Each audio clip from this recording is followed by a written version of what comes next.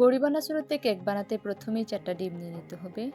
ডিমের সাথে চিনি এড করে ডিমটাকে ভালোভাবে ফেটে নিতে হবে। তারপরে হালকা একটু এলাচি এবং দারচিনির গুঁড়ো মিশিয়ে নিতে হবে। তারপরে পরিমাণ মতো তেল দিয়ে মিশ্রণটা ভালোভাবে মিশিয়ে নিয়ে সেই সাথে ১ চামচ বেকিং পাউডার এবং ময়দা ২ কাপ থেকে ১.৫ কাপ দিয়ে ভালোভাবে মিশিয়ে নিতে হবে। মিশিয়ে নেওয়ার পরে এরকম একটা পেস্ট তৈরি হবে এবং তারপরে হচ্ছে একটা টিফিনের বাটি কিংবা একটা মোল্ড নিতে হবে। সেখানে পেপার বিছিয়ে দিয়ে তেল মাখিয়ে নিতে হবে। তারপরে হচ্ছে মিশ্রণটা ঢেলে দিতে হবে। আর তারপরে হচ্ছে আমি চকলেট বিস্কুট নিয়েছি ডেকোরেশনের জন্য আর কেক বসিয়ে দিয়েছিলাম চুলায়, মাটির চুলায় বালু দিয়ে নিচে। ৩০ থেকে ৪০ মিনিট জাল হওয়ার পরে আমার কেক রেডি হয়ে গেছে। এখন কেক কেটে নিচ্ছি। হালকা একটু ডেকোরেশন করব। যদিও গরিবানা শুরুতে ডেকোরেশনটাও হবে।